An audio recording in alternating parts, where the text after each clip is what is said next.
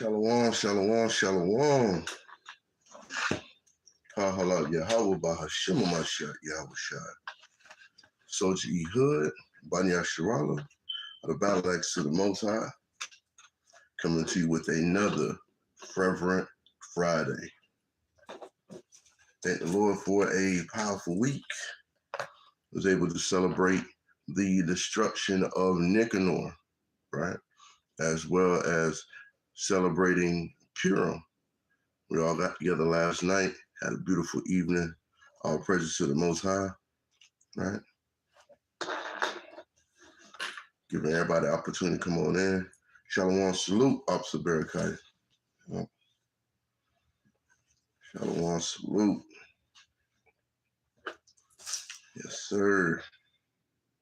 I'm just giving everybody opportunity to come on in. Usually I go after 2 minutes to give everybody the opportunity to come on in to the actual class. This week's class is the spirit of Saul. Is it in you, right?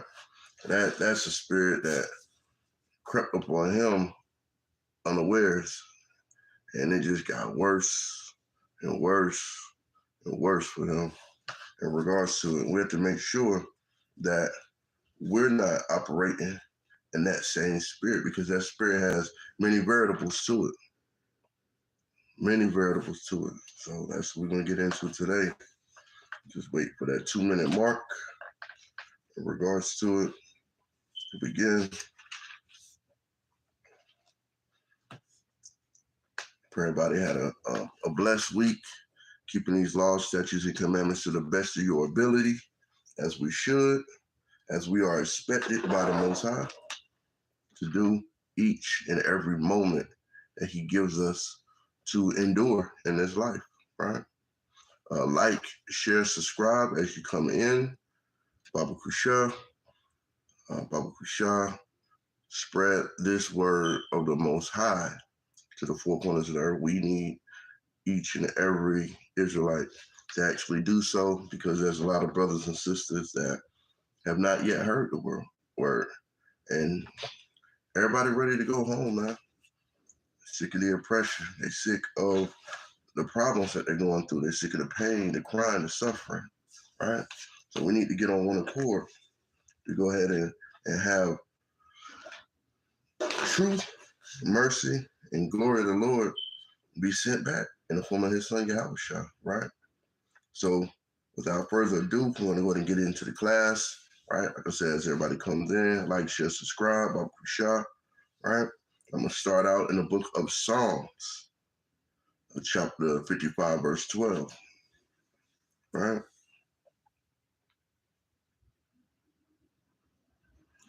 And it reads, "For it was not an enemy that reproached me," right? Because David was actually referring back to somebody close wronging him, right? It says, "For it was not an enemy that had reproached me. Then I could have borne it," right? Saying then he could have taken it, he could have handled it if it was somebody that was, you know what I'm saying, an enemy of him. He knew what to expect, right? It says, "Neither was it he that hated me, that did not did magnify himself against me," right? "Then I would have hid myself from him." Because at the end of the day, David had to go through the situation with Saul, right? This is after that, where he had to hide in the field because Saul wanted him dead, right? But he's speaking in regards to somebody else, right?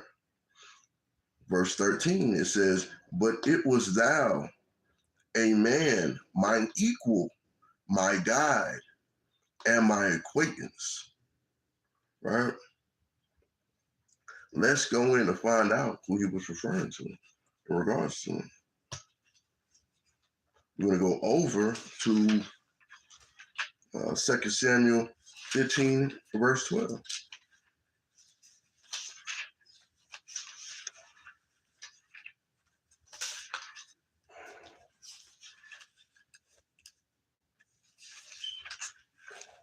We'll find out who David was referring to, right? So we're going over to 2 Samuel, chapter 15, verse 12. Shalom, salute, both the officers in, Officer Benaniyah, as well as Officer Yaakov, Abu Kusha. Like, share, subscribe, those who are coming in. We're in 2 Samuel, chapter 15, and we are going to, let's see here. Matter of fact, I'm going to start up at verse 7 and read down, because we need to see why. Shalom, salute, King Ash. It was good to see you and your family last night, as well as everybody else who was celebrating Purim with us, right? We're going to go into verse 7 to start it out, right? And it came to pass after 40 years that Absalom said unto the king, I pray thee, let me go and pay my vow, which I have vowed unto the Lord in Hebron. For thy servant vowed a vow while abiding in Geshur in Syria, saying, if the Lord shall bring me again indeed to Jerusalem, then I will serve the Lord. And the king said unto him, go in peace. So he arose and went to Hebron. But Absalom sent spies throughout all the tribes of Israel, saying, as soon as ye hear the sound of the trumpet, then ye shall say, Absalom reigneth in Hebron. So this is who David was referring to back in Psalms 55 and 13, right? This is who he was referring to because he's already sending out spies. He's operating in that soulful spirit, right?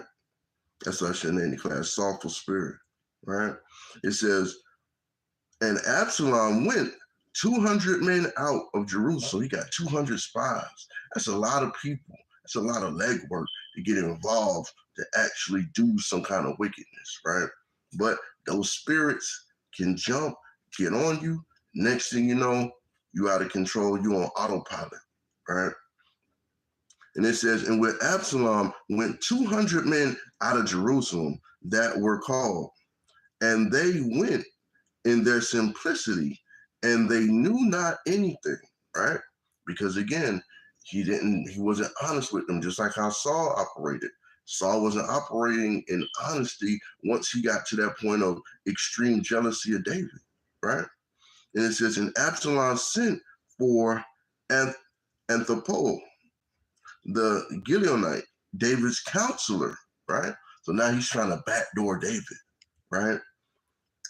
And Absalom, if I'm not mistaken, was David's son, right? And Absalom sent for Anthopol, the Gileonite, David's counselor, from his city, even from Gilo, while he offered sacrifices. And the conspiracy was strong, right? So they had a lot of foolishness going on behind the scenes, right, in regards to David. It says, for the people increased continually with Absalom, right? So at this point, it was getting out of control, right? We're going to keep going because David had to get out of there because they was already conspiring to go ahead and have David killed, right? It says, and there came a messenger to David saying, the hearts of the men of Israel are after Absalom. So now they're creating a mutiny in regards to it. And David said unto his servants that were with him at Jerusalem, arise, let us flee, for we shall not escape. Salakia, for we shall not else escape from Absalom. Make speed to depart, lest he overtake us suddenly and bring evil upon us and smite the city with the edge of the sword. Because at the end of the day, they knew where his heart was, right? And go over to Psalms 3 and 1, right? Get a little bit more clarity as we go into this, right? And it reads, the book of Psalms, chapter 3, verse 1, a psalm of David when he fled from Absalom, his son, right? It says, Lord, how are they increased that trouble me? Many are they that rise up against me, right? Many there be which say of my soul, there is no help for him in God, Salah, right? So they're already plotting behind David's back.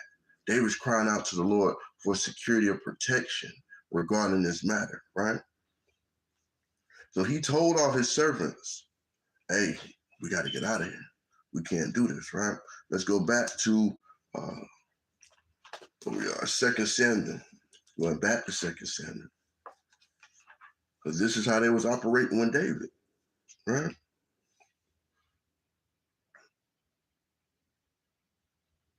Let's see, 15 and 14.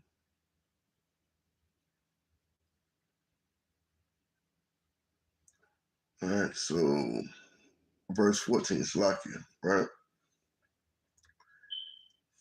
And it says, and David said unto all his servants that were with him at Jerusalem, arise, let us flee, for we shall not escape from Absalom. So David had to use discernment. We got to get out of here. He didn't want none of his men that was loyal to him to actually die under this situation, right?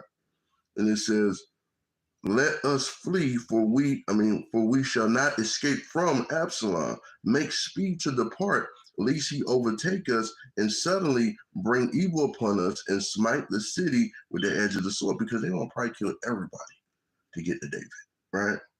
And it says, and the king's servant said unto the king, behold, thy servants are ready to do whatsoever my lord the king shall appoint, right? So at this point, David's people was ready to do whatever, right? Let's go back to Psalms 55. It was ready to ride for David. Even though it's 200 spies around, he said, we blow that trumpet, y'all know what it is, right? So they was already plotting. So we have to make sure at the end of the day, because these are just examples to show how far, once you have engulfed yourself in a certain sin, how it keeps going on. It's almost like a virus in your body, right? Let's go back. So as we read Psalms 55, verse 12, I'm going to read 13 again. And it says, but it was thou, a man, my equal, my God, my acquaintance. We took sweet counsel together and walked unto the house of God in company, right? And it says, let death seize upon them, and let them go down quick into hell, for wickedness is in their dwellings and amongst them, right? This is how bad David was hurt, because he was crying out to the Most High, asking for the Most High to give ear unto his supplication because of what was going down with Absalom, right? So he was asking for these things to be done because he knew what they wanted to do against him, right? That's what he said, let death seize him. Let me go over to Proverbs 6 and 15, get a precept for that, right? The book of Proverbs, chapter 6, verse 15. Therefore shall his calamity come suddenly. Suddenly shall he be broken without remedy. So when the judgment of the Most High, right? When the prayers are answered, at that point, you're in a position of being hit out of nowhere with judgment of the Lord. We want to make sure that we're operating in a spirit of peace, tranquility, as well as righteousness. We want to make sure we're walking in these spirits day by day, right? Because you don't know who has a sorrowful spirit, a Absalom spirit, right? Upset in regards to what you have going on. You could be in a situation where you have a roommate or a family member that you live with, and you're like, all right, well, I'm getting ready to go to Sabbath class. Oh man, I need you to run to the store for me. I can't do that, right? Oh, well, now they want to make things hard upon you. Now they want to, oh man, they always want to be in the Bible. They always want to do this. You could have took some notes from class. They see them on the table, they ball them up, throw them in the trash. That's how those spirits operate, because they're like, I don't subscribe to what they're doing. I know I need to go to the store. He can't take me to the store. She doesn't want to take me to the store. Oh, my children need to go here or go there. Hey, I got to go to this feast day. It's a holy convocation. I need to be there. Guess what? They don't care about that when they're operating in that spirit. They don't care about the fear of the Lord. They may not understand it. They can sit there and say they love Christ all day, but that means nothing to them once that spirit has attached itself to you. And these spirits are asking to be placed upon you day in and day out. They sit on the left hand of the Lord saying, hey, let me do this. Hey, let me do that.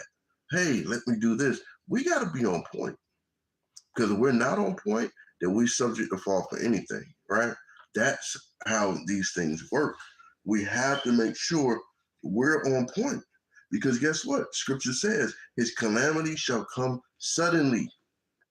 1 minute you're fine, next minute you're fighting for your life.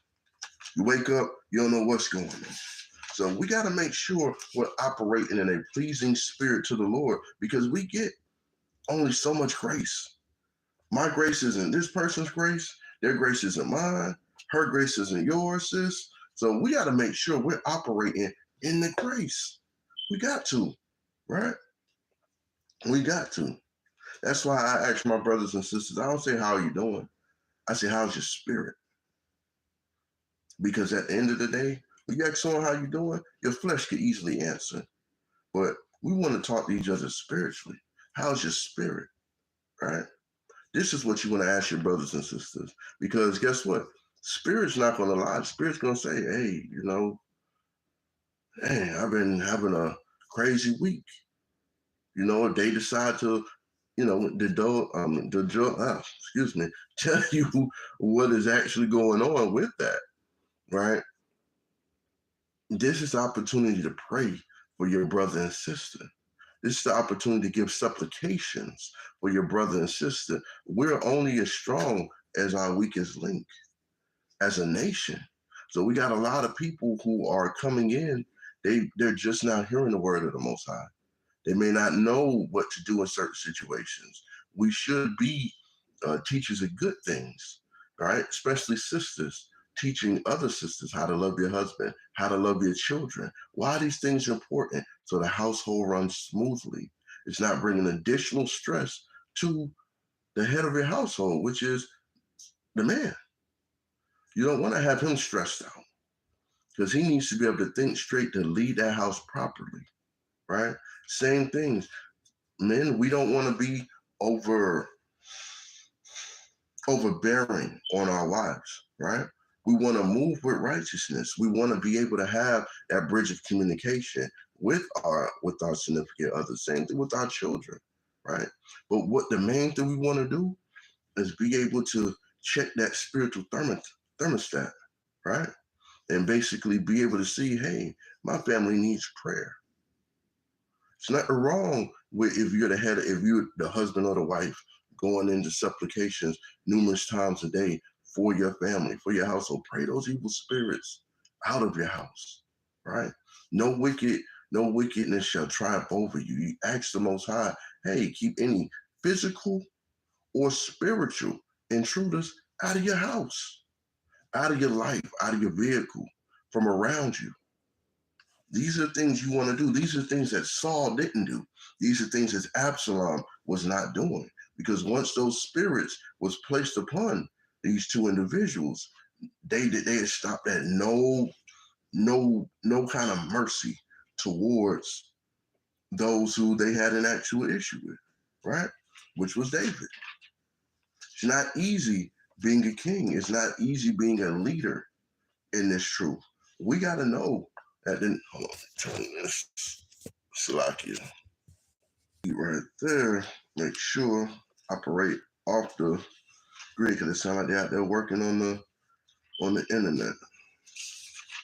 So what we're gonna do now is we're going over to Isaiah 47, right? And we're gonna go through 9. We're gonna start at verse 9. It says, "But these two things shall come to thee in a moment, in one day: the loss of children and widowhood. They shall come upon thee in their perfection, for the multitude of thy sorceries, and for the great abundance of thy enchantments, right? These situations was actually happening. These judgments was coming upon Babylon, right? But these same judgments can come upon us if we're not doing what the Most High says to do, right? This is why we have to be very, very mindful of how we operate. Because at the end of the day, this could be your last opportunity to get it right. Most High could say, you know what? I'm done. I'm done sending messages. I'm going to go ahead and just bring them back. We're going to try this again in 20 years, right? You don't want to be in that situation.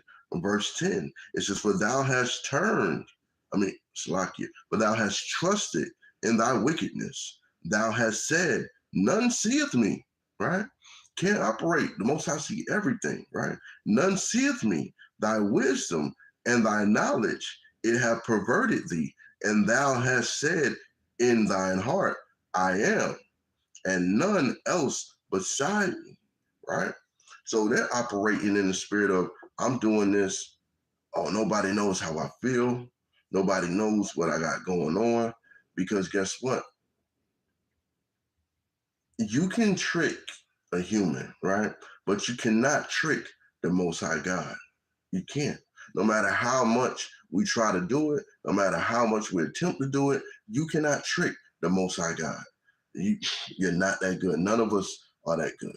You can't lie to the Lord. He knows what you're going to do before you do it. He knew what you was going to do your whole life before you even got to the womb. He already knows every play in your playbook, no matter what you try to do. That's why you can't trick the Lord. This is the reason why you can't do it, because it's impossible to trick the Lord. The Lord's going to just say, okay, yeah, you think I don't know? All right, cool. Then it happens. Suddenly, out of nowhere, death is going to cease. Suddenly, out of nowhere, calamity is upon us. Let's be wise, man. Let's be wise. Verse 11, therefore shall evil come upon thee. Thou shalt not know from whence. See, that's what I was just referring to, right? It riseth, and mischief shall fall upon thee. Thou shalt not be able to put it off. And desolation shall come upon thee suddenly, which thou shalt not know, right? So we have to make sure that we're not operating this. You don't want evil to just suddenly come upon you out of nowhere. You don't want it to rise up against you, because are you going to be able to bear that, right? How long are you going to have to bear that? We have to make sure that we're not operating in a sorrowful spirit. We can't. We can't operate like that, right? Let's go over to Psalms 49. Let's go back to Psalms. Going back to Psalms. All right. Psalms 49, and let's see.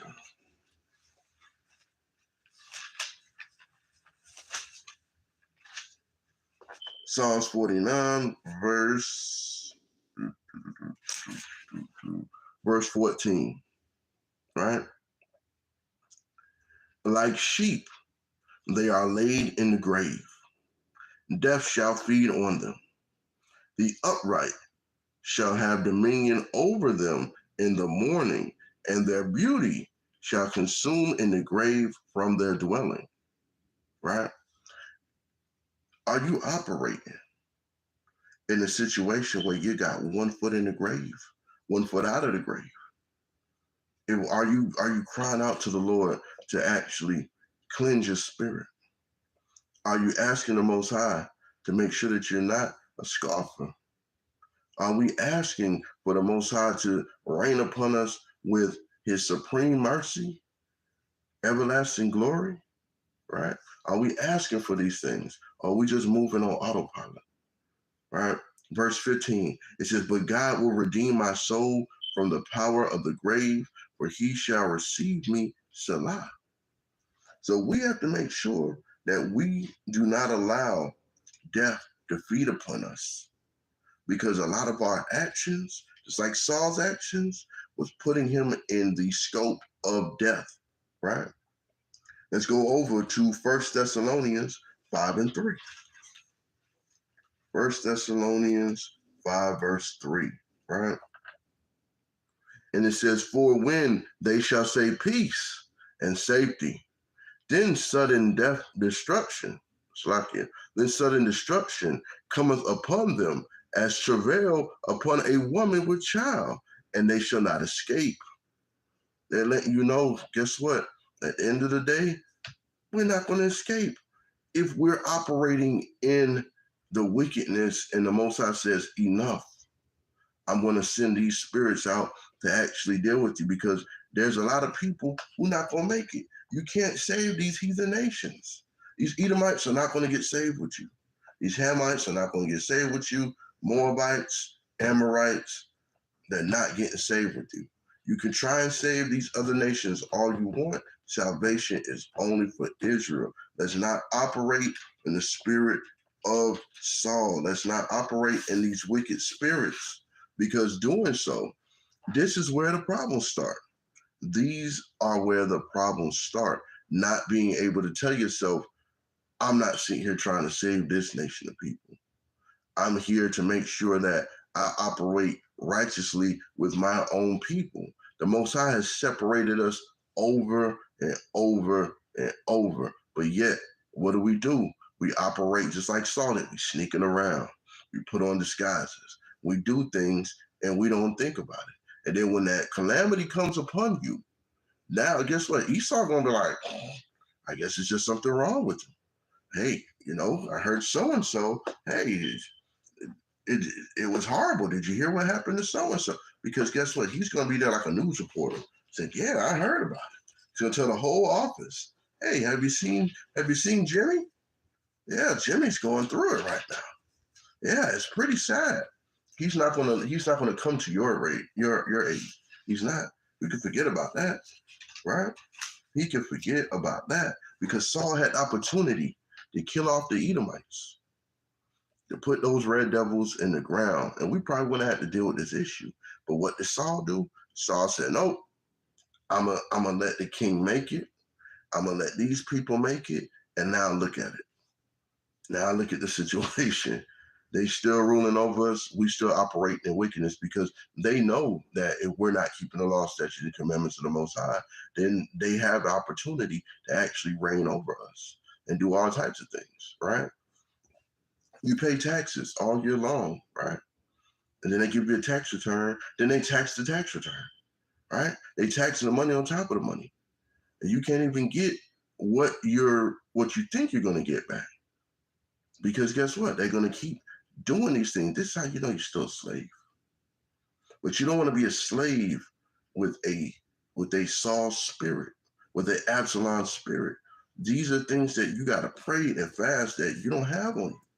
You got to pray for these things. You got to look at these situations and say, hey, Lord, please don't take your Holy Spirit away from me. Please don't make me a lover of heathens. Don't let me start being weak toward these heathens, right?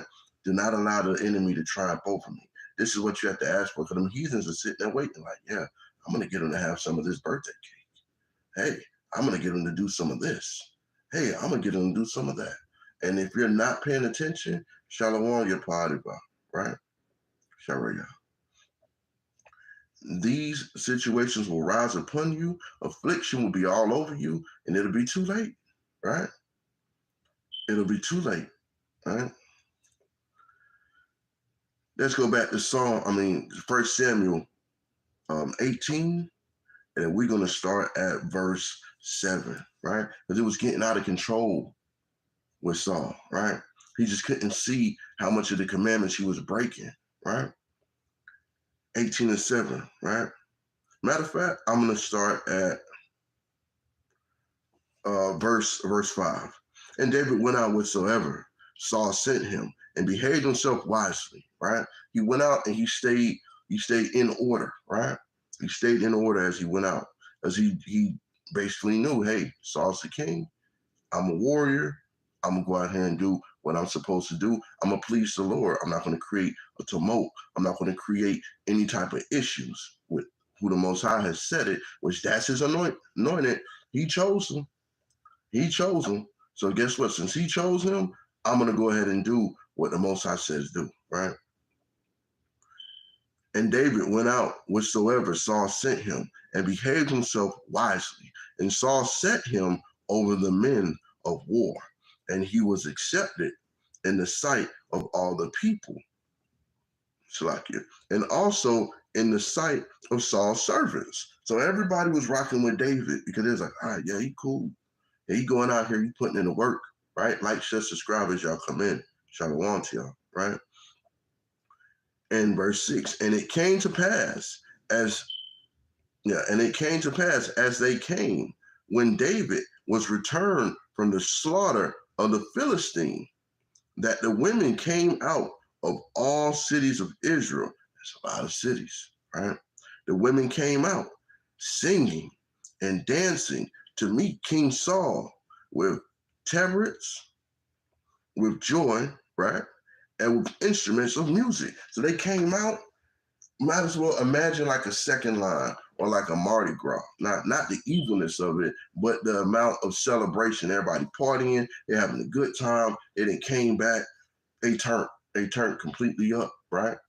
They said, oh, our king is back, the warrior's back, we done won the war. They happy. The women came out basically singing, making a joyful noise, letting them know that they appreciated the men for going out, putting their life on the line for the nation, for the occupation of Israel, right? A lot of our women need to keep these spirits of when your husband comes home from camp or before he goes out to camp, give a word of encouragement, right?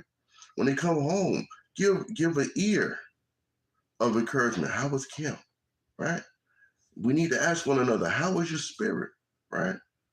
And a lot of when we come in from camp, brothers, again, as they told us, hey, we need to pray before we enter our homes. Even if you're in your car or you walking, east, once you get home, just stop and get the Most High, that opportunity to say, Lord, any wicked spirits that try to attach themselves to me, please let them not enter my dwelling. Please do not let them overtake my wife, my children, my loved ones. Please don't let them overtake me. We want to ask for these things, right? Before we go into the house. We don't want to bring these sorrowful spirits into our homes. Next thing you know, you come in the house, you don't pray that. You hear your children arguing at the window. You can hear it when you put the key in the door. They arguing back and forth. They bickering over something stupid. Now your wife in there yelling, fussing. Now she's out of the spirit, right? You come in the house, what's going on? Nothing. These kids don't like to listen, and this, that, and the other, right? But we can pray for these things. Lord, as I come home, make sure I have a peaceful spirit in my house, right? Women, pray for your husband. Pray for your brothers. Hey, as these brothers come home from the war of going out fighting for the souls of the Most High to come back into the kingdom, don't let them come home with any of these wicked spirits on them that they may have encountered while they're out there on the street, because we encounter a lot of them. These Edomites come up, they're proud. They're very proud. Oh, the Bible doesn't say that. They get confounded. They'll sit there and get confounded 100 times and walk away. The Most High has made them a spiritual punching bag. We must keep our eyes on the prize, right? And then you'll get some sisters that see the Edomites out there and want to cleave to them, right?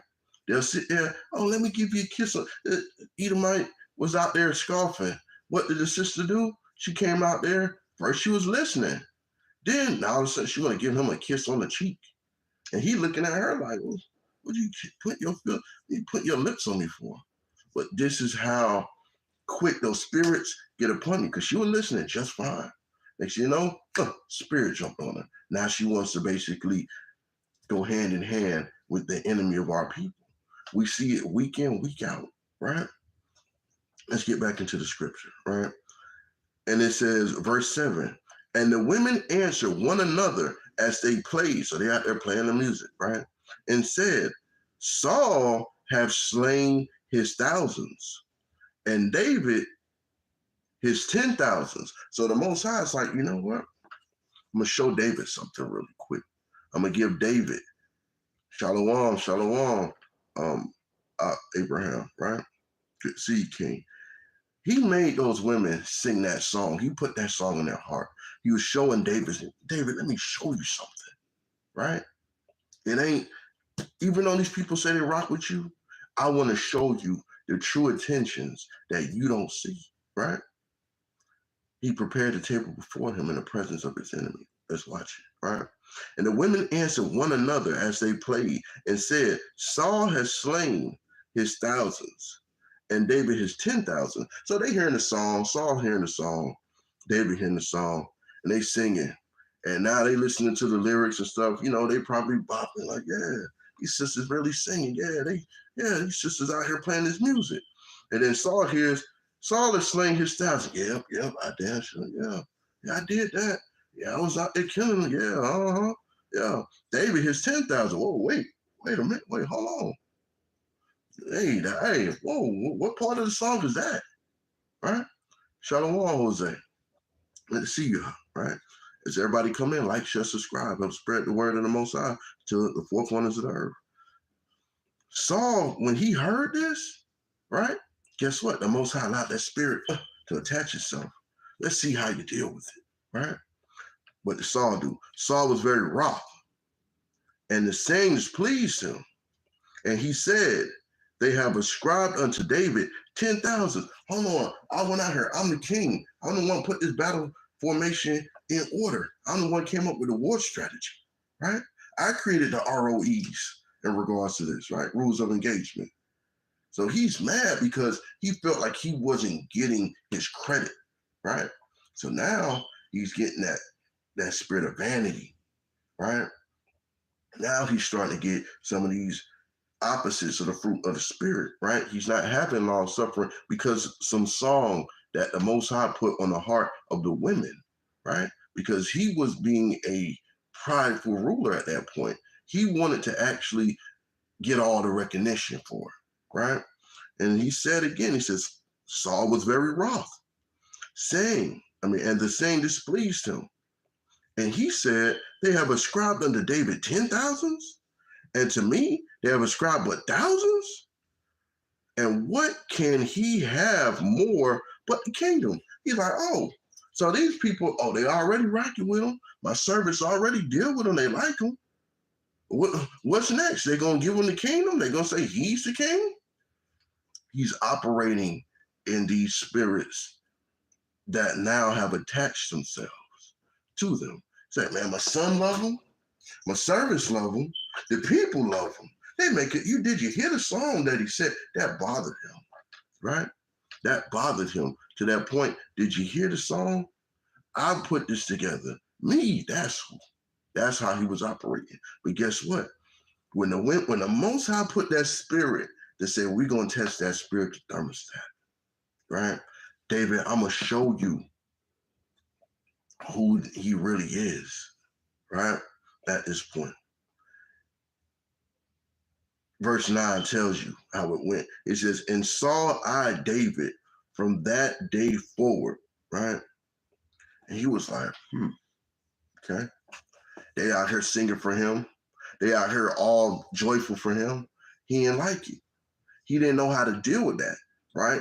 His son over there probably high-fiving. They dancing and stuff, because you know how David was dancing back then. David was dancing so much, he danced out of his clothes. So David was probably out there killing it like Usher or Chris Brown. You know what I'm saying? Now, that's upsetting Saul. Saul couldn't probably make moves like that. Because as you know, Saul tried to play David from day one. Hey, here, take this armor, right? You going to fight Goliath. You go, I got some armor for you, little buddy, right? Guess what? David was like, man, I can't really rock with this. I ain't really tested. So at the end, Saul was already had a little suspect spirit on him, right? But it was festive. It was like cooking rice. You start out with a boil, and then you turn it down. But if you go past the time that you're supposed to take that rice off that eye, that rice is gonna burn. No matter if you have it on low, it's gonna slowly scorch from the bottom. It's like cooking a frog in a pot. Before the frog realizes boiling in that water, when it's time for him to jump out of that pot, he already stuck to the bottom of it. He's out of there, right? So at that point, that spirit found this dry place in Saul, eyeing David, right? He eyed him, meaning that he had beef with him. And if you're walking around with murder on your mind, meaning you have hate in your heart for your brother or your sister, you operating in a soulful spirit. You need to repent. Ask the Most High to take that off of you, because as you see what Saul went through, who wants that? Who wants calamity to fall upon you out of nowhere, right? Out of nowhere. So we're going to keep going. Verse 10, and it came to pass on the morrow, so the next day, right, that the evil spirit from the Most High came upon Saul. So that spirit was there, right? But guess what? The Most High went ahead and turned that spirit on up, made that spirit larger, because he said, okay, you mad at my anointed. Okay. All right, no problem. Because he knew he had to get Saul out of there, because Saul had already done wickedness in the eyes of the Lord. You're supposed to kill all the Edomites, all the animals, hell, burn everything to the ground, right? He didn't do that. He tried to keep the best, said, oh, well, I kept the best and we killed the, so you gave a sacrifice like Cain. You didn't give the first fruits. The first fruits would have said, I'm killing the king, killing the king's children, I'm getting all the Edomites out of there, killing all of their lambs, all of their goats. We're taking everything that they have and we're burning that. We're going to make that a burnt sacrifice to the Lord, right? He didn't do that. He gave, I'm going to give the Most High just the bad stuff. I'm going to keep the rest of the good stuff for myself and for the people. That's what I'm going to do. That makes sense to me. That's what I'm gonna, he operated outside of the ROEs that the Most High gave him. He said, go do this. Guess what? Saul went and did that, right? We didn't need a king, but guess what? Our people was like, but everybody else got one. Why we can't have a king? And this is what we ended up getting, a wicked king. Most I said, hey, we got to put this king on recall. I got to send David out there. David had to go out there and play that harp to get them spirits off of Saul, right? But guess what? He was having issues with spiritual attack well before it got out of control, where he was seeing David was getting recognition for putting in work, right? And it says, and it came to pass on the morrow that the evil spirit from the Most High, so the Most High can put an evil spirit on you. That's not get it confused. It's saying it right here. And it came to pass that the evil spirit from God came upon Saul. None of us are subjected to not have spirits jump on you. Spirit can jump on you, make you say some crazy stuff, right? We got to make sure that we're operating in the spirit of the Lord, right? And it says, and he prophesied in the midst of the house, right? And David played with his hand as at other times. And there was a javelin in Saul's hand, right? So guess what? That evil spirit was resonating in Saul, right? They knew what it was. Hey, go get David. He tripping again. I can see it on his countenance. Go get the harp. Pull the harp out there. David, hey, David, can you play one of those songs real quick? David like, okay, no problem. David playing the harp with his hands, right? But Saul had that javelin in his hand, that big spear, right? And Saul cast the javelin. So he done threw that mug. For he said, I will smite David even to the wall with it. And David avoided out of his presence twice. So he ain't here throwing the javelin around. He could have hit anybody. He could have hit his own son. He didn't care. He was so upset. That spirit had engulfed him so much. Shalom down Israel, right? He was engulfed with that spirit so much to the point where he didn't care who he hurt at that point. But David, he done dodged that one. I don't know if y'all seen when Bush Jr. was up there talking out there in, I guess, Iraq or wherever they was, and the dude came out there with the slipper, through that mug. He done dodged it, right? Through the other slipper, he done dodged that mug too. David avoided out of his presence twice, right? Even though he was playing that harp, okay, bro, he throwing that from the other room, right? But Saul had an issue, right? Because he was operating in wickedness. Let's see what happened. Saul was afraid of David because of the Lord was with him, and was departed from Saul. So now here comes the jealousy. He comes to envy because Saul knows he got an evil spirit on him now. He knows how he's operating in that evil spirit, right? Therefore Saul removed him. Wait, Slakia. Therefore Saul removed him from him and made him his captain over 1,000. And he went out and came in before the people. Because now he's like, well, if I move him up in my military, maybe he'll get killed like that. I can get him killed, get him off the books. I'm gonna give him a harder assignment in the military campaign. Maybe that'll get him out, right? It says, and David behaved himself wisely in all his ways, and the Lord was with him. What did he do? He kept the commandments. He operated in the fruit of the spirit. He did not allow the enemy to triumph over him. He probably prayed for Saul. Hey man, Saul got spirits on him. He's going through it. We got to pray for our brothers and sisters when we see that they're going through it. Ask your brothers and sisters on a daily basis, when you talk to them, when you commune with them, how's your spirit, man? How's your spirit? There's a lot of people that may need that prayer. And the Most High is assigning you to go ahead and give that prayer, man, to give that supplication for the nation. We have to love one another. Don't wait until Yahweh Shah's back to try and love. He already read your thoughts. You already know who's operating out the spirit. That goes for men, women, and children, right? We got to make sure, like David was, we behave wisely in all our ways, right? We have to behave wisely. What's the wise that we have to operate in? Keeping the commandments. That's our wisdom right there, right? And let's go back.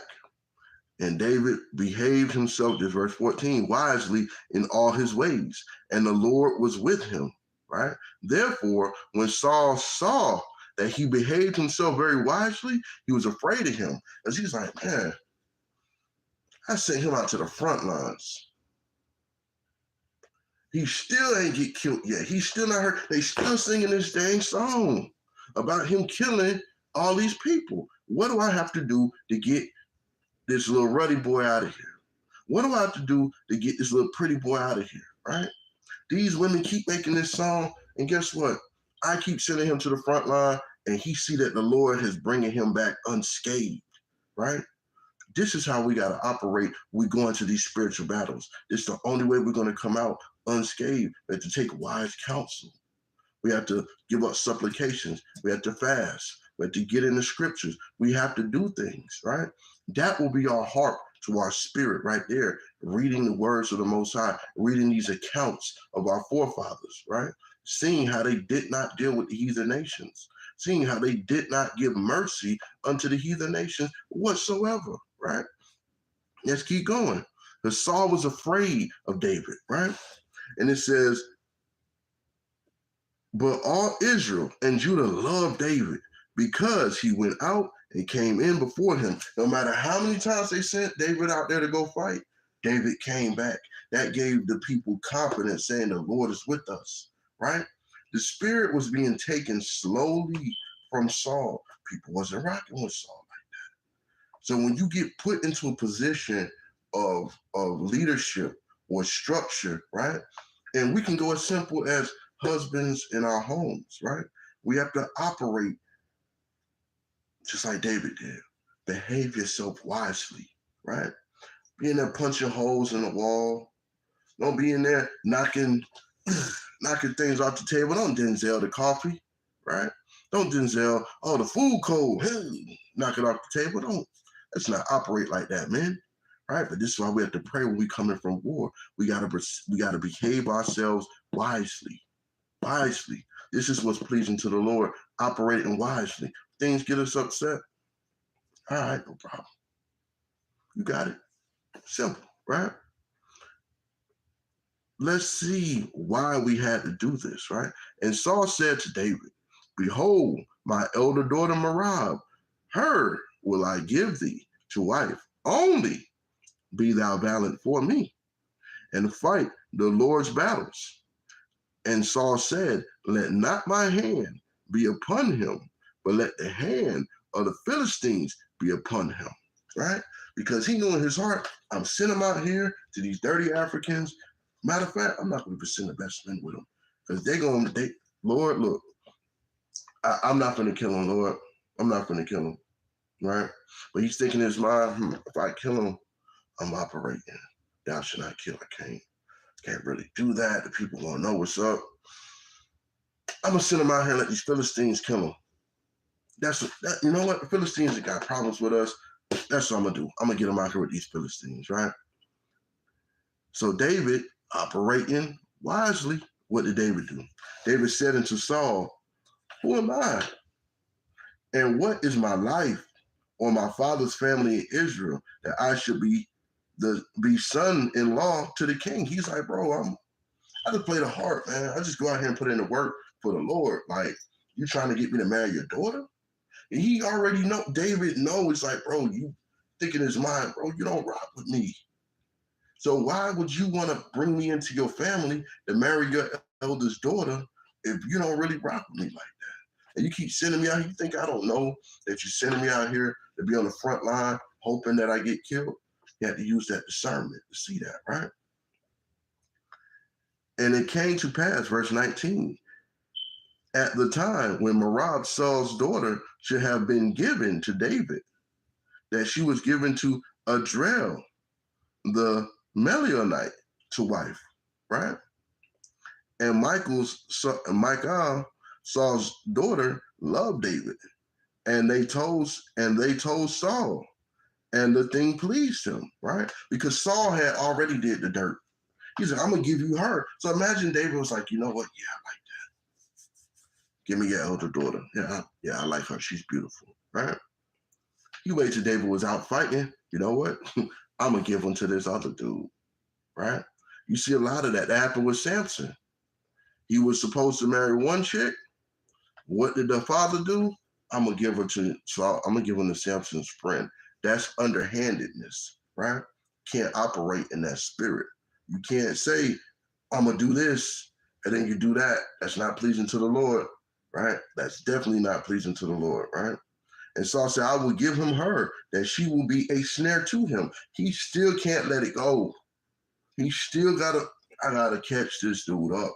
I'm gonna let her be a snare to him, right? And that the hand of the Philistines may be against him. Wherefore Saul said to David, thou shalt this day be my son-in-law in the one of the twain, right? So at this point, Saul went ahead and created a whole feast, things of that nature, right? Jump down to verse 25. Let's see how wicked Saul was getting. But his spirit was dwelling in Saul wholeheartedly, right? Shalom, Benaniyah, right? See, King. It says, and Saul said, thus shall we say to David, the king desireth not a dowry. So now you're operating outside of the laws that the Most High gave our people to give forth a dowry for the daughter, right? So now Saul's trying to weasel his way even more. This is how wicked that spirit was on him, because when you do one sin, you have one evil thought, and you don't put it as like a fire. You don't put that one fire out, now it catch on to something else. Now that's burning, right? Oh yeah, change your name. Shalom, Donovan, right?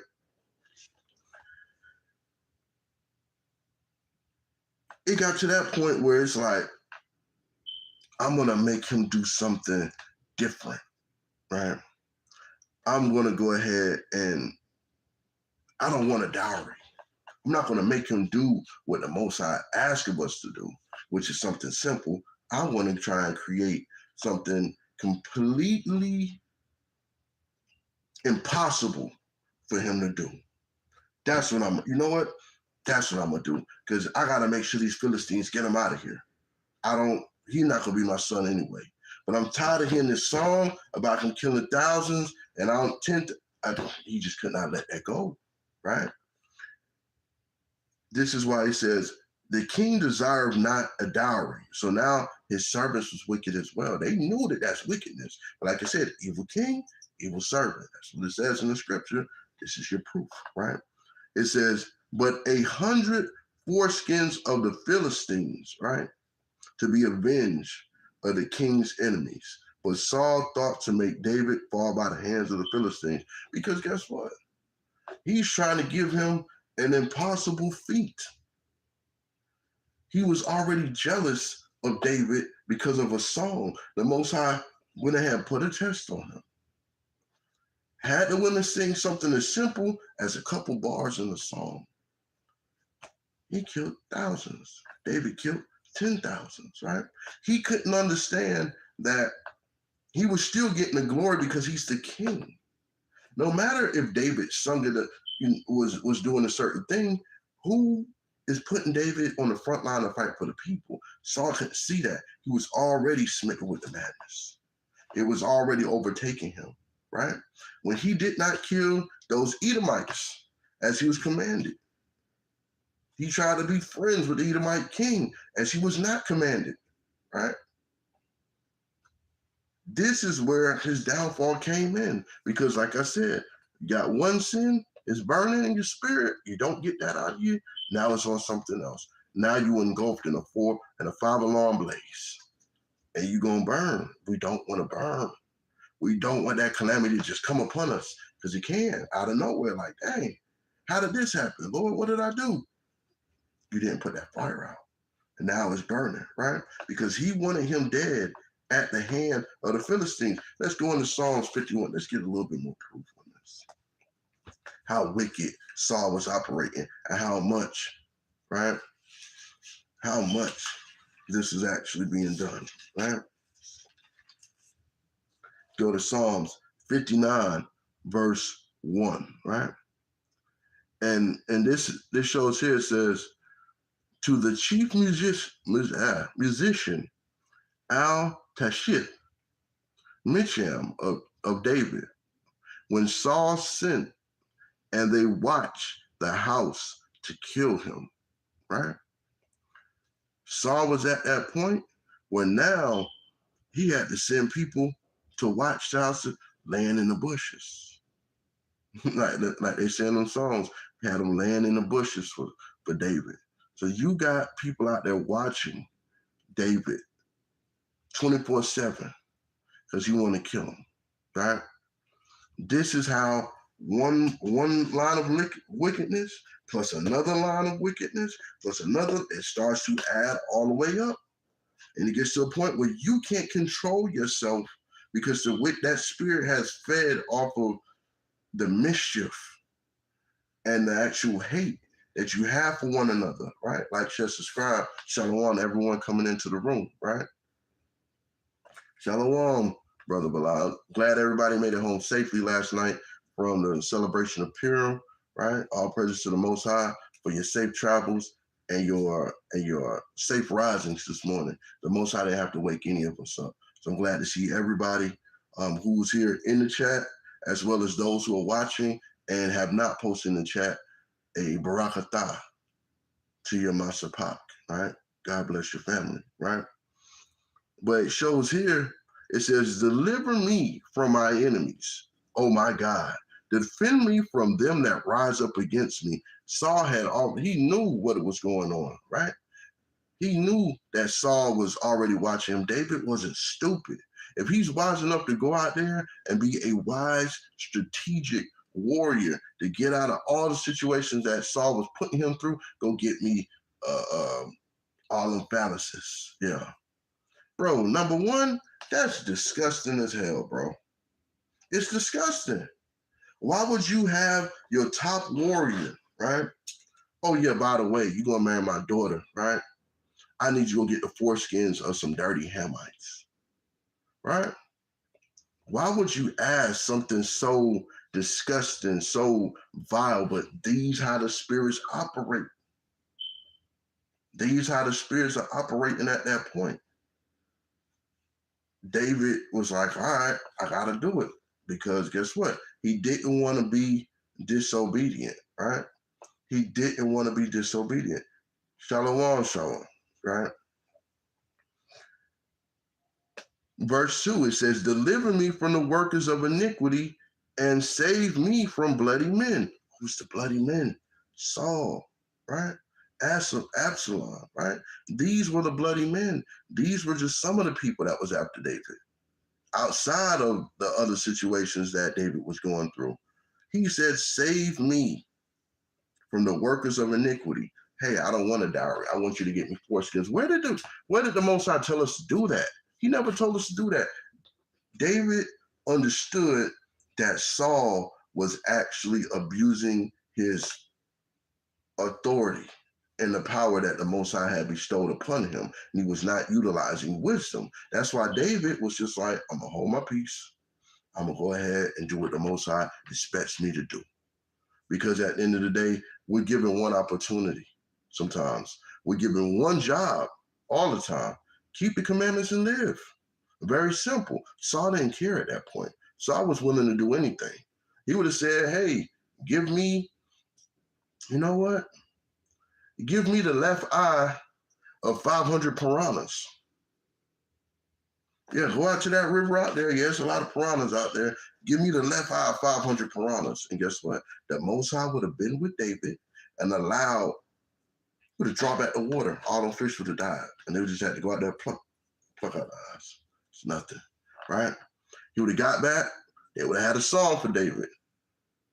David then brought back 5,000 piranha eyes, left eyes. Oh, man, who's like David? Saul would have been mad again, man. He would have tore up that whole palace out of anger, because at the end of the day, the Most High is going to prepare a table before you in the presence of your enemies. We of Israel have to understand when that table is being slid up, when it's being put in front of you, and what to do. We got to operate how David was. David remained to operate wisely. We got to do that, right? Because guess what? Those bloody men, those were those that was after him. The Philistines really hated our people. And David was given a command to go out there and bring back a dowry of foreskins, right? A lot of y'all brothers and sisters may have children. If you've ever seen not sure if they showed the operation, the Holy Bible, Brother Julius, right? What I'm referring to in regards to what David was told to do was in 1 Samuel, the 18th chapter. It's a very good read, right? Read it from the Bible. That's what we're here to do, bring the word of the Most High, right? Again, 1 Samuel, the 18th chapter, right? No problem, right? No problem at all, right? This shows where Saul was like, I'm going to give you my daughter. First, he gave him the eldest daughter. Then he said, you know what? Send him out the war. Get back. Hey, I gave her to somebody else, bro. My bad. We can't operate in that kind of spirit. We can't. That's the same spirit that Laban operated with Jacob. That's a heathenistic spirit, right? They'll tell us, don't be an Indian giver.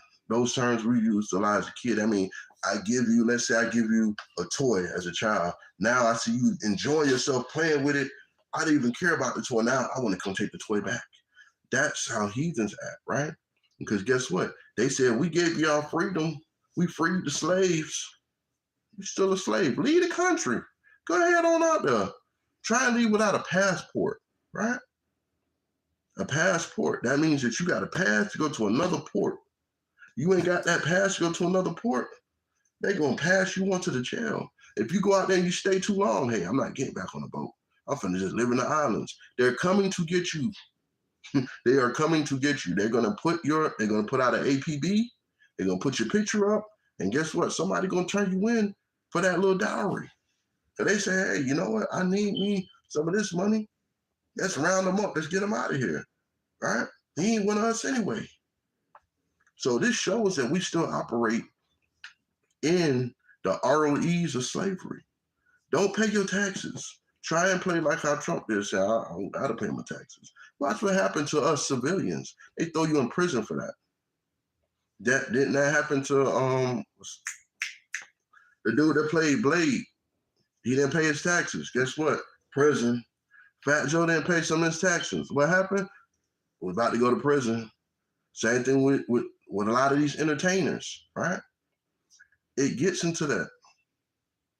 Shalom to everyone coming in to the room. Shalom, right? Like, share, subscribe.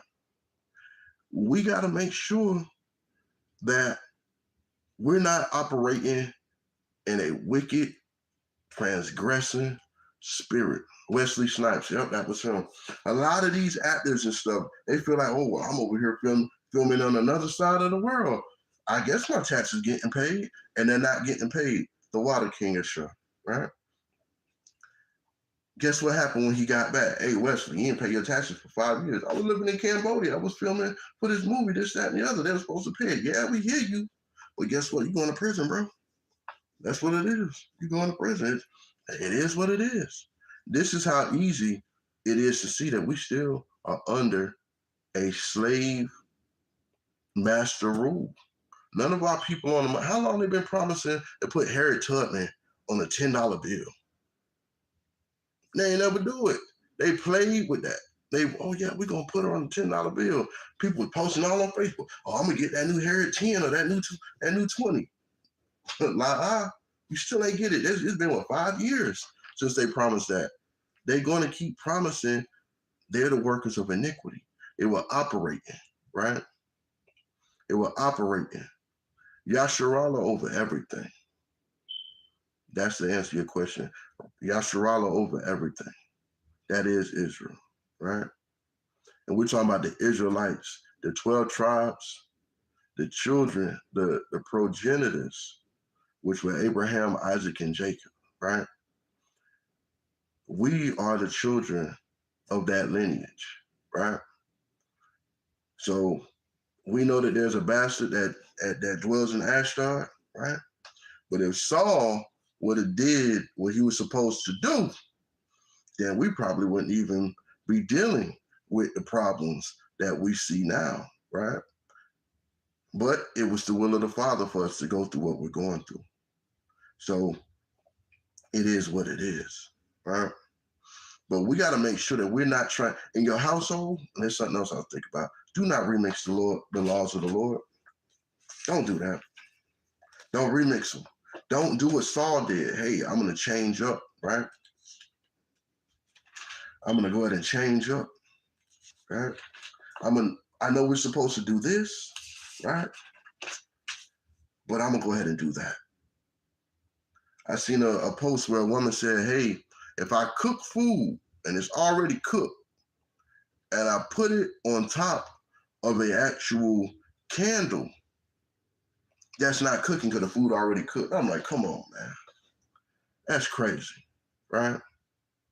That's crazy at the end of the day.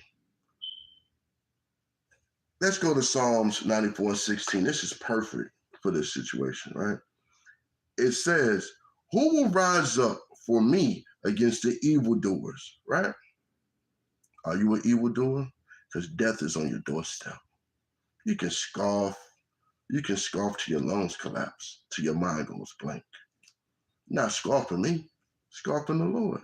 But this is what David asked for. He asked for the Lord to avenge his people, and he will do so, right? Who will rise up for me against the evildoers? Or who will stand up for me against the workers of iniquity, right?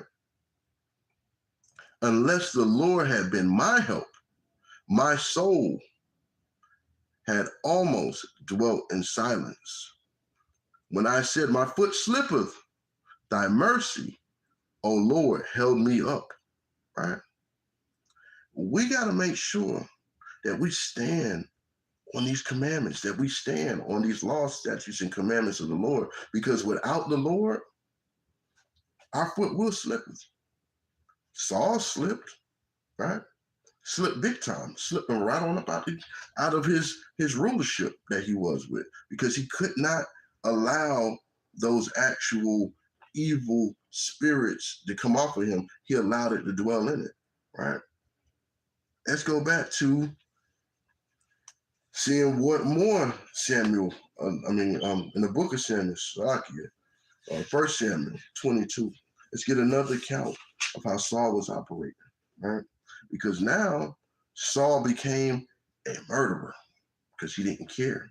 He massacred the actual priests for trying to help David, right? Verse 6, it says, when Saul heard that David was discovered, and the men that were with him, now Saul abode in Capt under a tree in Ramah, having his spear in his hand. He got that javelin again. And all his servants were standing about him. And Saul said unto his servants that stood about him, hear now, ye Benjamites. See, I'm a Benjamite, right? Saul brought a big shame to our tribe operating in this spirit. But a lot of our tribes went off in different ways, right? But we got to give these accounts. We got to make sure we're not operating like this. It says, now ye Benjamites, will the son of Jesse give every one of you fields and vineyards, and make you all captains of 1,000s and captains of 100s, right?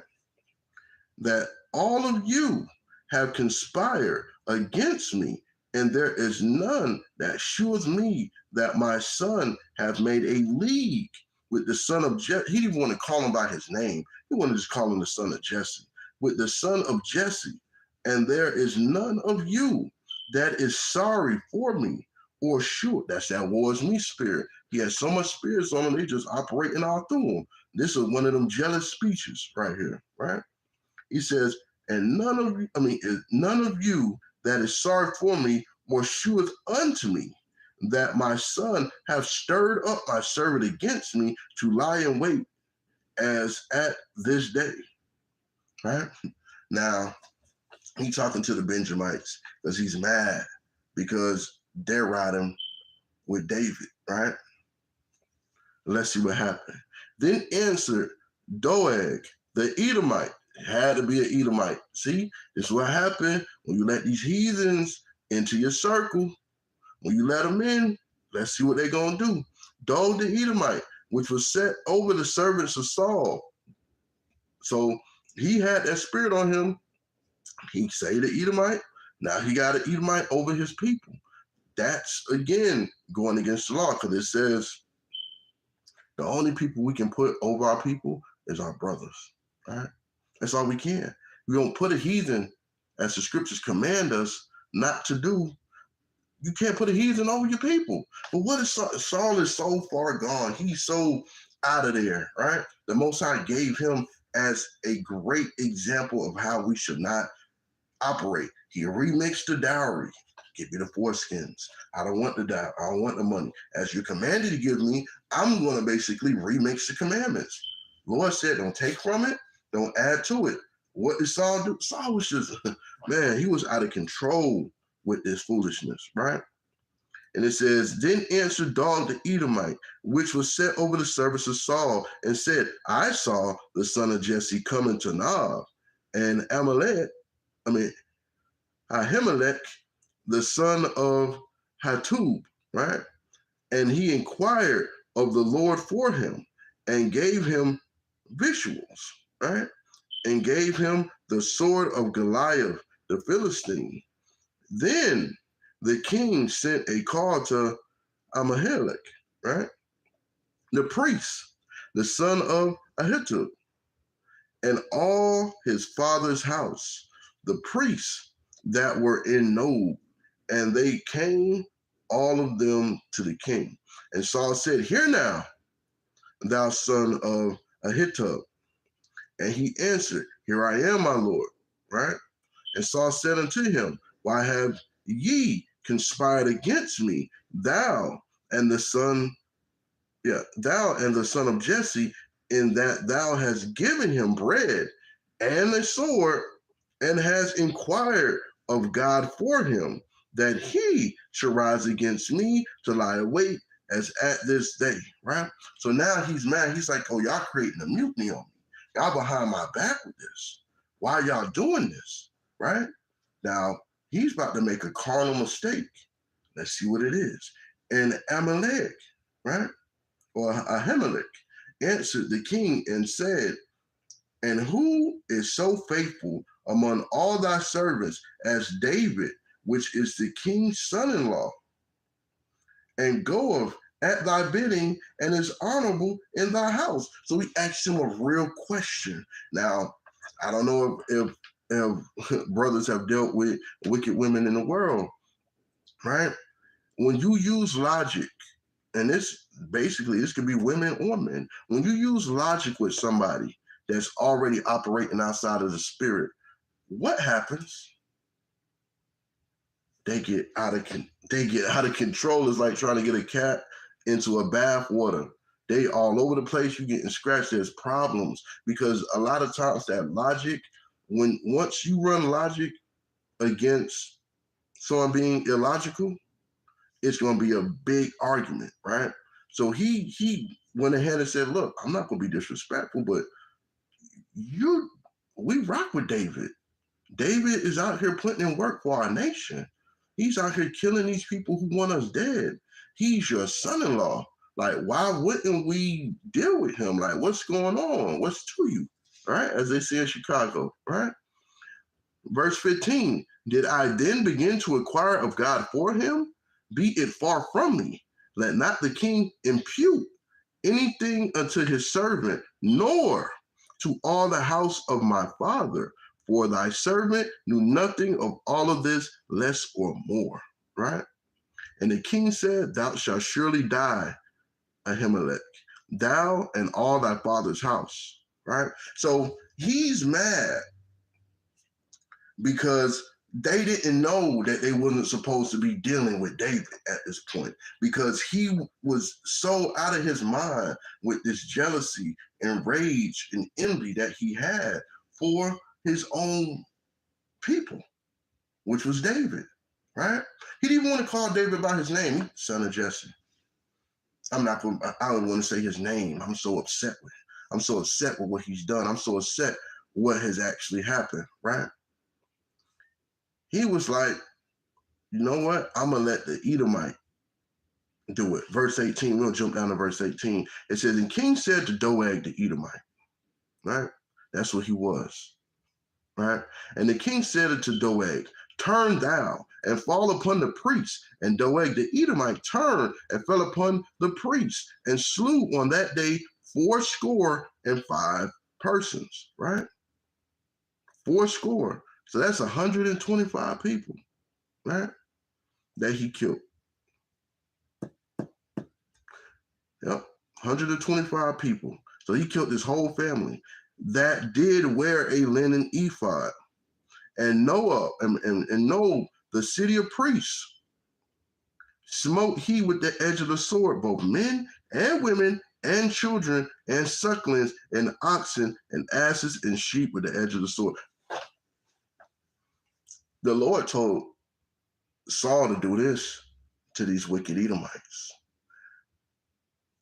And now look how obedient the Edomite was to do exactly that to us, right? Killed the men, the women, the children, the infants that just came out, the oxen, the asses, the sheep with the edge of the sword. So he went ahead and did all of that. Number one, you don't kill the Lord's priests, especially the Most High hates those that shed innocent blood. Another commandment that the Most High, he's given us the example of Saul doing all of things. We, as rulers of our homes, rulers in the nation, heads over congregation, we must subject ourselves to doing what the Most High said to do, right? Abiathar escaped. He told David, hey, this Edomite came through here, killed this man, all the priests in that city, and basically, I'm coming to let you know that I'm riding with you, right? Let's get verse 23 to prove that, right? Matter of fact, let's get verse 22. And David said to Abiathar, right? I knew it that day when Doeg the Edomite was there, that he would surely tell Saul, I have occasioned the death of all the persons of thy father's house. Abide thou with me, fear not, for he that seeketh my life, seeketh thy life, right? But with me, thou shalt be in safeguard. David like, look, I know that happened. You got out of there, all praises. I knew when I saw that Edomite, he was gonna go over there and try that BS, right? He shouldn't have touched the Most High's anointed, right? But guess what? The same people that want me dead want you dead too. So hey, you might as well just ride with me, because at the end of the day, at least over here, you're safe. We're gonna let to fight this battle together, right? Let's get Proverbs 27:4, right? David was operating in the spirit of the Lord, right? The Lord told us he would never leave us nor forsake us, right? So he wasn't going to leave that priest, because he knew that at the end of the day, Edomite wasn't supposed to even be in that council. He wasn't supposed to have no authority over our people. But Saul was operating in so much sin and wickedness, and Most High had him just going all the way down, just hitting every sin he could hit on his actual descending back to the grave. As it said, you don't want to be that sheep in the grave. You don't want to be that. That's what Saul was actually doing at that point. He was that sheep in the grave, right? Psalms 27, Proverbs, Salakia, 27 verse 4, right? It says, wrath is cruel and anger is outrageous. So his wrath, he didn't even care that the priest didn't know, as we were just reading, right? He didn't care that the priest had no idea that he wasn't dealing with David like that. He's like, but David, he's good, bro. Like, when did David become evil? He's doing everything you said do. Now, why are we having a problem? Because we're dealing with David. Isn't this what you told us to do as your servants? When he said that, he's like, nah. All of y'all dead. Your whole family. Killing all of y'all. Killing that whole city. And I'm going to let the Edomite do it. That's adding insult to injury, right? Wrath is cruel. That was the cruelness. Even though he didn't know that it wasn't supposed to be dealing with David, because it wasn't brought to their attention. He was operating in the spirit of, oh, all of y'all, I'm going to do this. Y'all don't want to abuse your power. We don't want to abuse the power. We can't abuse the power, because easily you could fall into a sorrowful spirit, right? Wrath is cruel. Anger is outrageous. Was not Saul outrageous for killing all those priests? And wasn't it outrageous for him to utilize an Edomite to do everything that the Most High told him to do against the Edomite? That was outrageous what he actually did. It says, but who is able to stand before envy, right? That's a great question. Who's able to stand before that? Because he's saying, look, these things are most likely to happen in that kind of situation. When you have wicked officers of the law out here pull you over, your tail light out, you can't get out that car. You get out that car like how Esau be doing. Let me see if my tail light's out. Let me go back here. You're a liar. Honey, put your foot on the brake. There's no tail light out back here. You're lying. What did you pull me over for? Get me your supervisor right now. And what that police officer do? He gonna walk back to his car and, hey, I need a supervisor out here. He's gonna do that. Let one of us, the children of Israel, try and even make an attempt to get out the, hey, don't get out the car. What are you doing? Hand already on the gun. What are you doing? Pull the gun out. What are you doing? Don't get out the car. I want to check my tail light. I said it's out. Give me your license registration. We're still stuck under the actual ROEs of slavery. No different from when a slave got caught with a pass saying that they were free, right? After slavery was supposed to be abolished, right? At that point, if they came across a slave catcher and they had that pass, and then where's your papers at? How are you free, right? Well, I got papers from my master. He set me and my family free, right? When you give them that paper, they'll say, boy, can you read this? Now, that was a whole trick question, because a slave wasn't even allowed to be able to know how to read. But if that master had mercy on that particular slave, if the Most High heart in that master's heart said, look, this says you and your family's free. This says freedom. I give you your freedom papers. So if you come across any slave catchers, let them know it says that you're free, your family's free, and I'm the one who freed you, right? As soon as they answer and say, yeah, I'm free from Master Johnson, right? Me and my family just moving. We're going, here's our paperwork. And I said, well, boy, how can you read that? Even though he tells him, the master told me this is what it says, boy, we're going to kill you because you know how to read. That's a problem, right? Who was able to stand before envy? They were envious that family got that freedom and they were set free. These things are still happening to this day. A wicked police chief, he gonna send out his wicked officers out there on the street, pulling people over for no reason. We gotta hit our quota. I need some tickets written. Yeah, you were going 5 over. I had it on autopilot. I was doing 27. Now, when my thing said you were doing 37, and it's a school zone too, and you ain't got your seatbelt on. I had to take my seatbelt off to get the right there. See you in court. I'm not arguing with you. These things happen day in, day out, right? Who can stand before that envy, right? Who can stand before it? Let's go to Romans, right? Let's go over to Romans 1, right? Romans 1 and 29. Let's get this.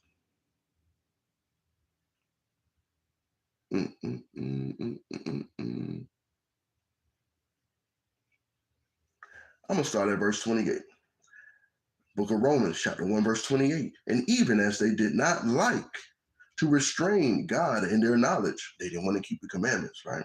God gave them over to a reprobate mind, right? He gave Saul over to a reprobate mind and spirit at that point.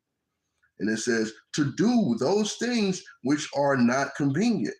Hey, go out here and get me the foreskins of the Philistines, David. Yeah, I know I didn't give you my first eldest daughter like I promised you, but here, take this one. Yeah, even though she's probably wicked as hell, right? Even though she's not doing what she's supposed to be doing, take her because he wanted her to be a snare to him, right? He was hoping that she was going to run back and tell daddy everything, right? She was trying to set that plan, right? This is what was going on at this point. He was doing things not convenient. I'm going to send you out here to fight the Philistines, right? I'm going to turn all the people against you. I'm going to kill anybody that helps you. I'm going to basically make it to where everybody hates you because of what I'm going to be doing to them. This is how Saul was operating, right? Verse 29, being filled with all unrighteousness. Saul was filled with all unrighteousness. Fornication, wickedness, covetousness, maliciousness, full of envy, murder, debate, deceit, malignity, whispers. What was Saul doing? All of these. These are characteristics of a Saul-full spirit, right? Because at first it says all unrighteousness. Not a drop of righteousness was left in Saul, right? Fornication, right? Wickedness, because he was operating in wickedness. And I'm very sure if David would have had a wife at this time, Saul would have probably tried to lay with her based on the amount of wickedness he was operating in, right? Covetousness. He was upset that David was getting the recognition for doing what the Most High asked him to do, right? Maliciousness. He was spreading all types of bad word in regards to David's name that he had earned, right? Full of envy. I'm gonna make sure he fall into the hands of the Philistines, right? Murder, debate, deceit, malignity, whispers, right? This is what Saul was doing secretly behind the back of David. Can't be operating in that spirit. Let's go to 2 Corinthians, right? Let's go over to 2 Corinthians. Let's get 2 and 12. 12 and 20, right? And it reads, the book of 2 Corinthians, chapter 12, verse 20. It says, for I fear lest when I come, I shall not find you such as I would, and that I shall be found unto you such as ye would not, lest there be debates, envyings, wraths, strifes, backbiting, whisperings, swellings, tumults, right? This was Paul's concern in regards to how a lot of our people was actually living at that point. Because guess what? They heard the story of what David went through, right? They had the word showing David went through all of these things. That's why it was concern for Paul that our people was not operating in a sorrowful spirit, right? Not having envyings, wraths, strifes, whispering, swelling tumults. These are the things that Saul was worried. That Saul wasn't worried about doing. He said, I'm the king. Who's going to stop me? Nobody can stop me. The Lord made me the king. He didn't understand that he was boiling in that pot. He couldn't feel the heat yet. He wasn't sure about that, right? Let me get here. 2 Timothy, right? 2 Timothy 3, verse 2, right? It says, for men shall be lovers of their own selves. What was Saul? He was an actual lover of their own self. Boisterous, right? Boasting, right? Proud, right? All these scoffers are very proud, right? Blasphemers, disobedient to parents, unthankful, unholy. These were the spirits that Paul had concern of our people operating in. And they keep actually warning that during these stressful times, these spirits are going to show themselves. This is why, again, ask your brothers and sisters when you see them, when you meet them, you greet them, you talk to them. Brother, sister, how is your spirit? We want to make sure we're checking on each other spiritually. We're doing a spiritual well check, right? Want to make sure if someone is telling you, well, I'm going through this, or you can see their countenance change when you ask them that, got to pray for that brother. Got to pray for that sister. Ask the Most High to restore them, help them to endure whatever spirits they got on them. Lord, please remove that from my brother. Remove that from my sister. Love your brothers and sisters as you love yourself, right? The same things you would want done for you, you do that for them. This is how the Most High told us to operate in brotherly love, right? Like Psalms 133:1, right? Let's get Job 5:2, right?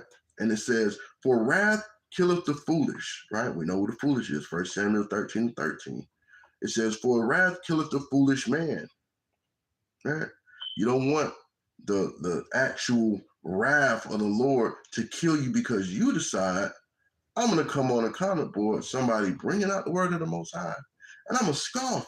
I got all the jokes. Them jokes ain't for me. Them jokes going to the Most High because I'm reading his word, not this isn't my word.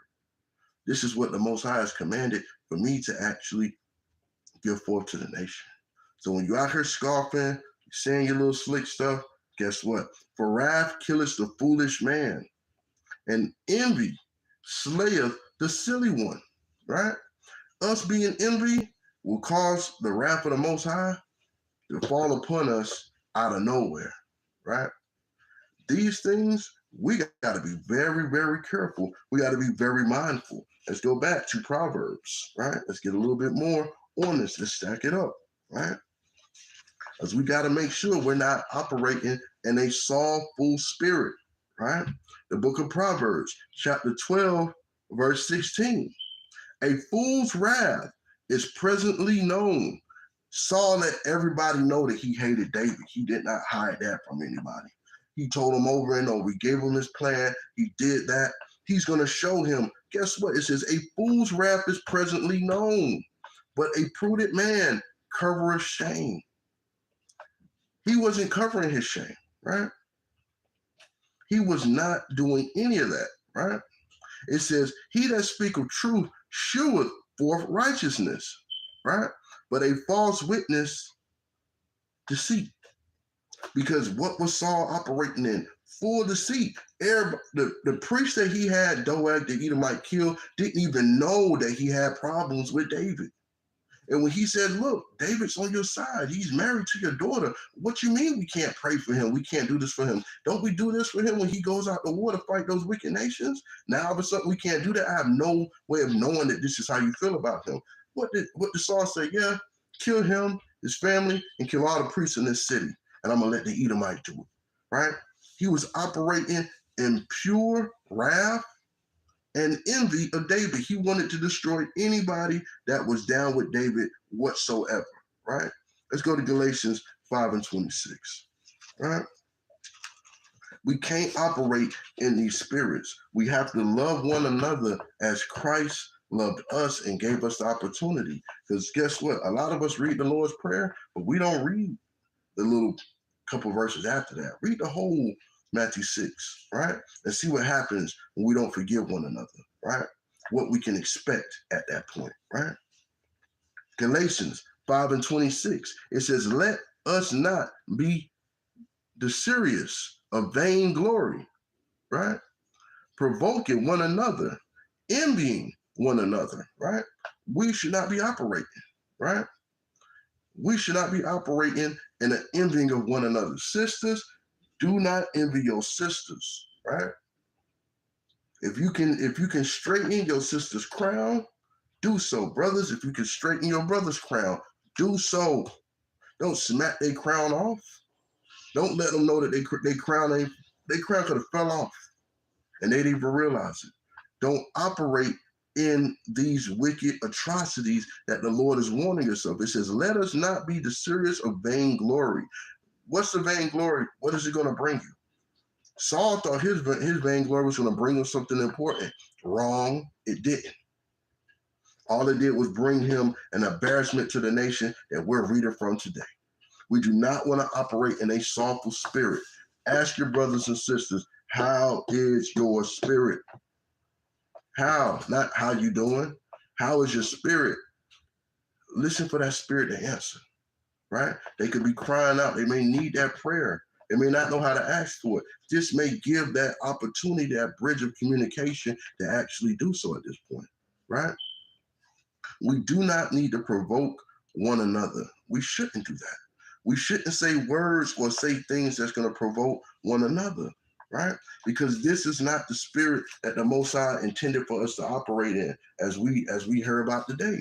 We've seen Saul was operating, right?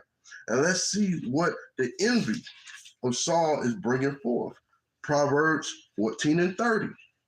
It says, a sound heart is the life of the flesh, right?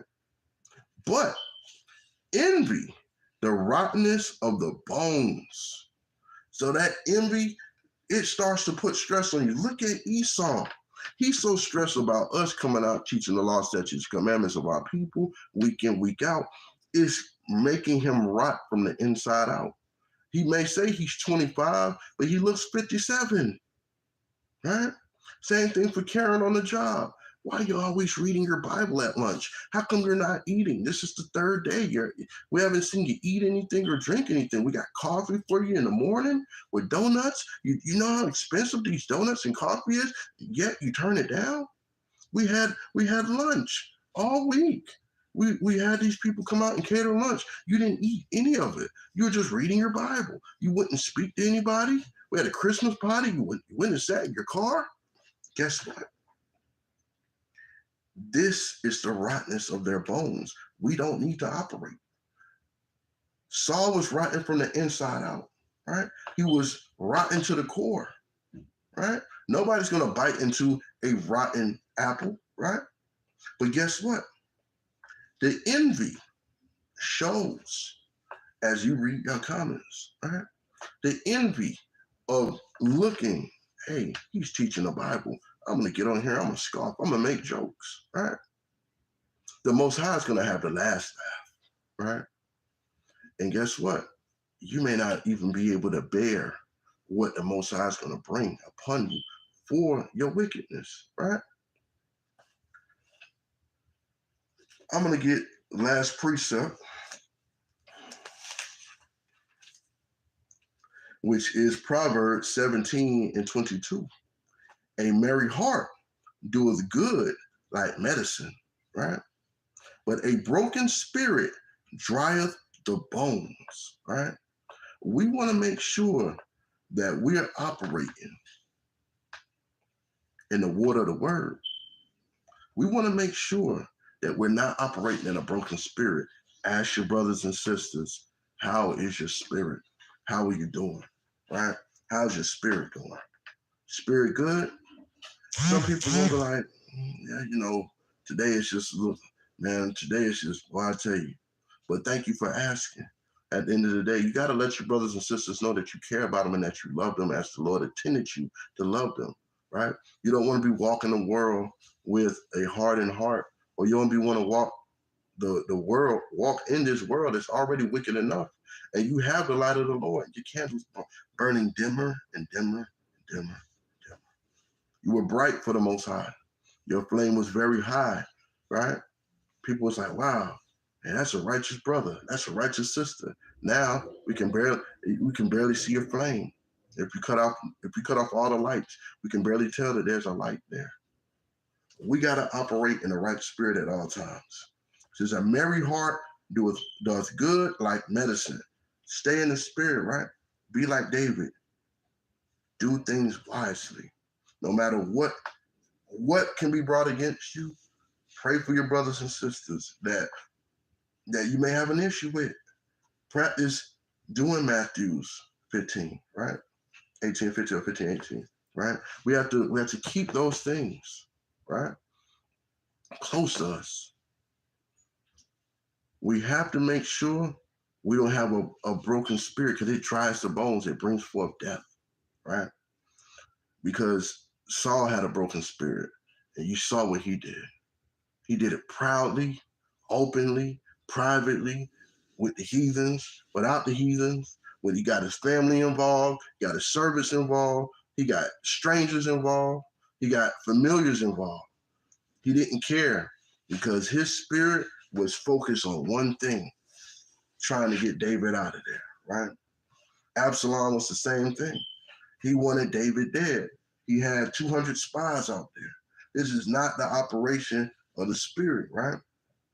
That's why David said in Psalms 55:13, he says, but it was thou, a man, my equal, my guide, my acquaintance. So he was saying there's somebody that he was familiar with, that he was friendly with. It was one of his own, right? It was one of his own. David had to be wise to tell his servants, hey, look, David could have easily just said, I'm out of here, and left them to go through that. David didn't do that. He said, look, we got to get out of here, because clearly Absalom want me dead, and since y'all down with me, he wants y'all dead too, right? It says, we took sweet counsel together and walked into the house of the Most High in company, right? It shows that these people were close enough that they were able to be under the same guidelines that David was under, right? But David said, let death seize upon them, right? He said out of his own mouth, right? And that's why it shows in Proverbs 6, calamity comes suddenly, right? Get a knock at the door, it might be a police just waiting. Or it could be somebody looking to do something to the wrong person, the wrong house. Those calamities come suddenly, right? We have to make sure that we're not in a situation where death is going to feed upon us like Saul, right? He thought he was surrounded with peace and safety, right? Destruction came upon him really soon. It definitely came upon him, right? When he heard the lyrics of that song, David killed tens of thousands. Saul couldn't deal with that. He was jealous of David from that day forward, right? That day forward. He sent people to watch David to kill him. So he was a murderer at heart at this point. He throwing the javelin around in there. David couldn't even go ahead and play the actual harp as he was supposed to do. Because guess what? Saul had so much wrath and anger towards his brother as he was not supposed to do. He started remixing the laws of the Most High because he was abusing his power as the king, right? It says, with envy, who was able to stand before it, right?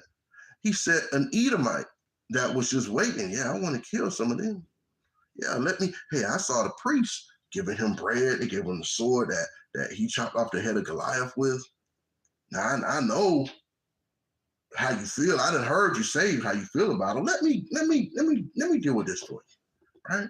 And Saul allowed a Edomite to actually do that. Did David return that to him? When that Edomite came and said that he killed Saul, yeah, I saw Saul out there and this, that, and the third. And I went ahead and smeared him. Here go his armor. Here goes this and that, right? David loved Saul's son, right? David had love for Saul because guess what? He couldn't have hate in his heart for his brother because that would have made him a murderer too. That's why it says David did wisely, right? This is why it says that. But David was upset when he found out that Saul commissioned a Edomite to kill all the priests in the city of Nob, right? He was full of envy, murder, debate, deceit, and whispers against David. We can't operate like that. This is not pleasing to the Lord. We see what the outcome will be. The Lord's hand is not slack, right? That's why it says, envy slayeth the silly one. What happened? Saul fell upon his own sword, right? Fell upon his own sword because he knew those same Philistines that David had to go out and get them foreskins from, they were enraged. You think they didn't hear about it? Oh, yeah, you sent your boy to mutilate our people, right? And that probably was a custom that type of stuff, we couldn't touch one another. Who knows how the heathen customs were, right? Envy became rottenness of the bones, right?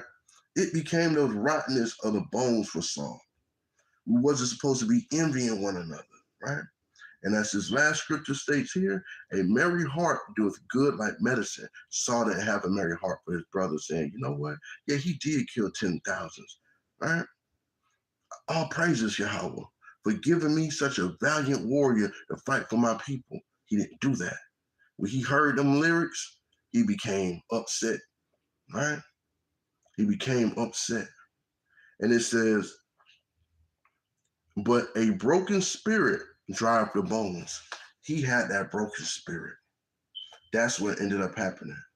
When he decided to not kill the Edomites as commanded, and he kept just adding sin on sin on sin, wickedness on wickedness on wickedness, he went to an actual soothsayer, right?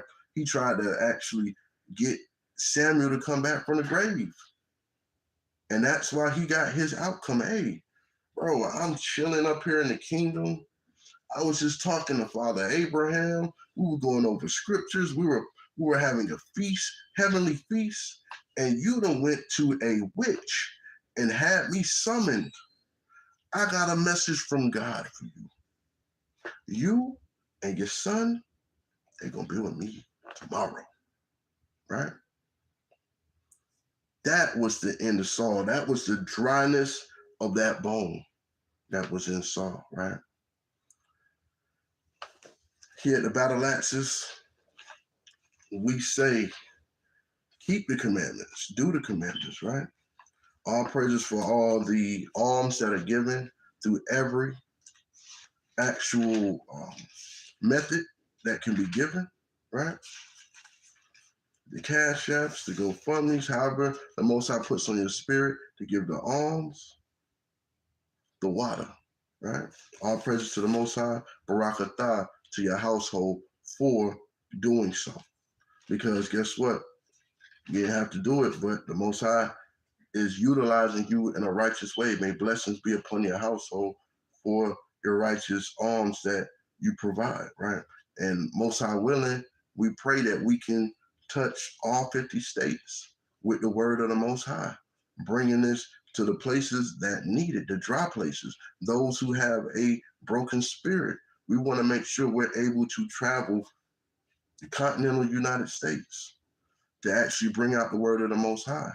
And if it's his will and his grace and mercy, that we'll be doing so very soon, right? Being able to come out to the word, come out and bring out the word to the Most High, of the Most High to our people, right?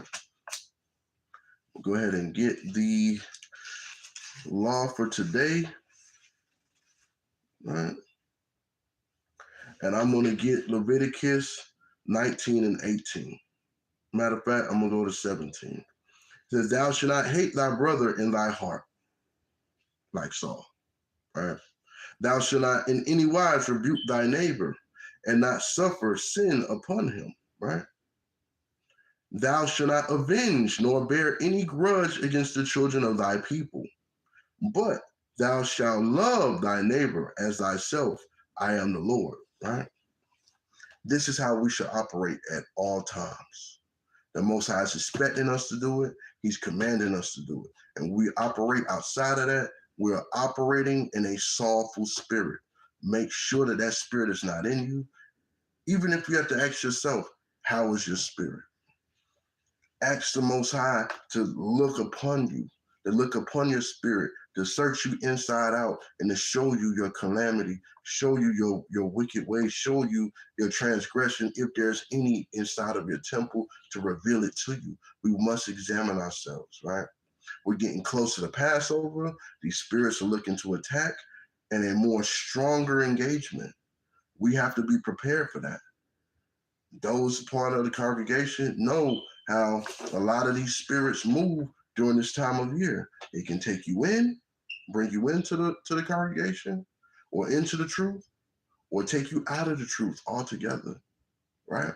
Make sure you ask the Most High every day, Lord, please don't take your Holy Spirit away from me. Please help me to endure. Please have mercy on my brothers and sisters. Please remove any spirits of evilness or transgression or wickedness from our congregation, from our nation, from the leaderships of our nation, right? From the smallest suckling all the way up to the highest form of authority that the Most High has placed upon our nation. Ask for prayer for them. Stand supplication for them, right? Again, I'm Soldier Ehud Bani Asherala of the Battle Axes of the Most High. This evening, we have Mighty Brothers, I believe it is either Razatok or Donovan that will be doing classes, either bringing in our Righteous Sabbath. Tomorrow, class is led by our leadership, right? Then we go out to the street to contend for the souls of our people, right? I hope y'all been enjoying the street teachings that have been being dropped by the brothers that are uploading that. May the Lord add blessing to them for doing diligent work out there on the cameras, even when things get out of control, right? Sunday, we have Captain Benaniyah doing the Q&A. Monday, Captain Jerubbaal doing a great class. Tuesday, Officer Yakov, Raw Truth Tuesdays, right? Monday is the Power Hour, right, with Captain Jerubbaal. Wednesday, we have Officer Berekiah bringing forth class, right? Thursday, Captain Yari bringing forth class, right? Friday, myself, Soji Hood, setting off Reverend Friday, and then Friday evening going into the Sabbath, we get a powerful class from either Brother Donovan or Soldier Donovan Salakia or Soldier Rajatak, right? Bringing us into the Sabbath. So we have classes all week long. We're making sure, because I don't know if you've ever had an animal or a pet, but it must be fed and watered every day, just like a plant or anything that is growing or has life. So we are commanded to feed the sheep. We're going to do so every day, Most High willing. And I pray his blessings upon you and your family. Again, I'm Soji Hood, Bani Asherala, the Battle Axes of the Most High. With this, I say have a happy day of preparation. Get ready for your Sabbath this evening. And Most High willing, I'll see you guys here again next week for another Fervent Friday. And I hope to see all my brothers and sisters of our congregation tomorrow as we have a great and powerful Shabbat class led by our captains.